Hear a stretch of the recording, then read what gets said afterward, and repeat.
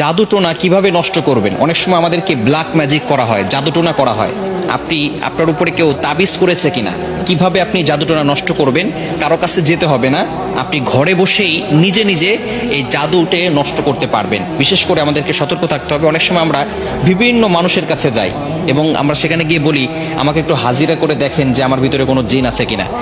তারা তো ঠিকই, যদি জিন নাও থাকে আপনার উপরে জিন একটা চালান করে দিবে, এরপরে আপনার কাছ থেকে বারবার এই জিনের মাধ্যমে ডিস্টার্ব করিয়ে আপনার কাছ থেকে টাকা খাবে। এজন্য আপনি কারো কাছে যাবেন না, নিজে ঘরে বসেই আপনি আপনার জাদুটোনা দূর করতে পারবেন, জাদুটাকে নষ্ট করে দিতে পারবেন। বর্তমান সমাজে ম্যাক্সিমাম সময় দেখা যাচ্ছে যে আত্মীয় স্বজন, একেবারে কাছের মানুষগুলো আপনাকে জাদুটোনা করে আপনার জীবনটাকে নষ্ট করে ফেলবে। অনেক সময় দেখবেন কিভাবে বুঝবেন, আপনি অনেক সময় অসুস্থ হয়ে পড়ছেন, কিছুই ভালো লাগে না, ঘরে ভালো লাগে না, দোকানে ভালো লাগে না, ব্যবসায়িক প্রতিষ্ঠানে ভালো লাগে না, অথবা ব্যবসায় বারবার লস হয়ে যাচ্ছে, অথবা সংসারে কোনো শান্তি নাই, স্বামী স্ত্রীর ভিতরে ঝগড়া হচ্ছে, অথবা কোনো মেয়ের বিয়ে হচ্ছে না। এই ধরনের কারণগুলো হচ্ছে ব্ল্যাক ম্যাজিক করা, জাদুটোনা করা।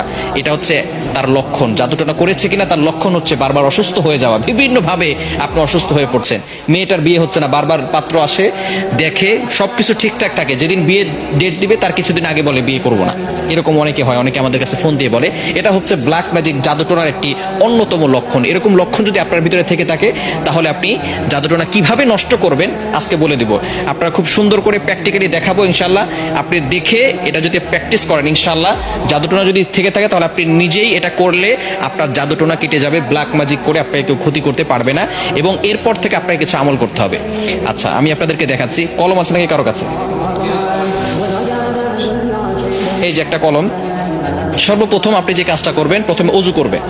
অজু করে আপনি সূরাতুল ফাতিহা একবার পড়বেন, সূরা ফালাক একবার পড়বেন, সূরা নাস একবার পড়বেন, সূরা ইখলাস একবার পড়বেন। এরপরে আয়াতুল কুরসি পড়বেন। প্রথমে সূরা ফাতিহা একবার, এরপরে সূরা ফালাক একবার, সূরা নাস একবার, এরপরে সূরা ইখলাস একবার, আয়াতুল কুরসি একবার। এটা পড়ার পরে এরপর আপনি একটা চেয়ারে বসবেন।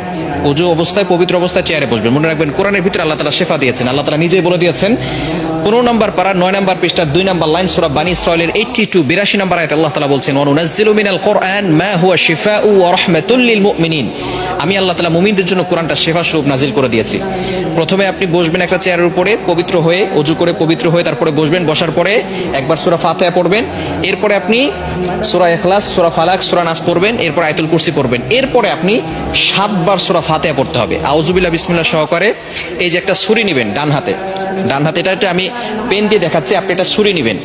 ডান হাতে একটা ছুরি নিয়ে আপনি মাথার উপরে রাখবেন, এভাবে রেখে আউযুবিল্লাহ বিসমিল্লাহ সহকারে সূরা ফাতিহা পড়বেন। পড়ে আপনি ছুরিতে ফু দিবেন।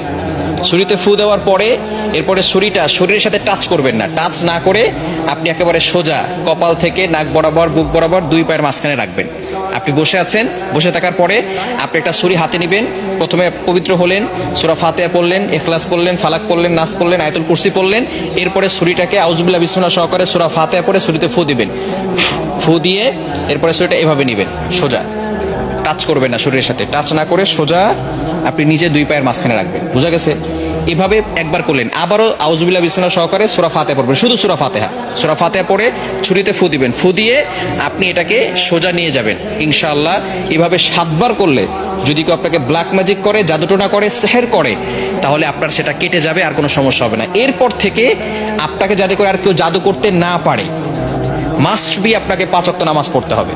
এবং কেউ যাতে করে জাদু করে, তাবিজ করে আপনাকে কোনো ক্ষতি করতে না পারে, 5 ওয়াক্ত নামাজ পড়ে আয়াতুল কুরসি, 4 কুল, সূরা বাকারা শেষ 2 আয়াত, এগুলো পড়ে বুকে ফু দিবেন এবং হাতে ফু দিয়ে পুরো শরীরকে মাসাজ করে দিবেন।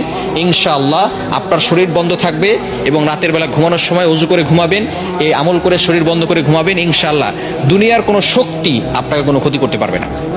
আল্লাহ তাআলা আপনাকে প্রটেক্ট করবেন, আল্লাহ তাআলা আপনাকে হেফাজত করবেন। দুনিয়ার দুষ্ট জিন বলেন, মানুষ শয়তান বলেন, জিন শয়তান বলেন, সকল ধরনের দুষ্টমি থেকে এবং দুষ্ট জিন থেকে আল্লাহ তাআলা আপনাকে হেফাজত করবেন। আল্লাহ তাআলা আমাদের সকলকে এটা সুন্দরভাবে বুঝে আমল করার তৌফিক দান করেন।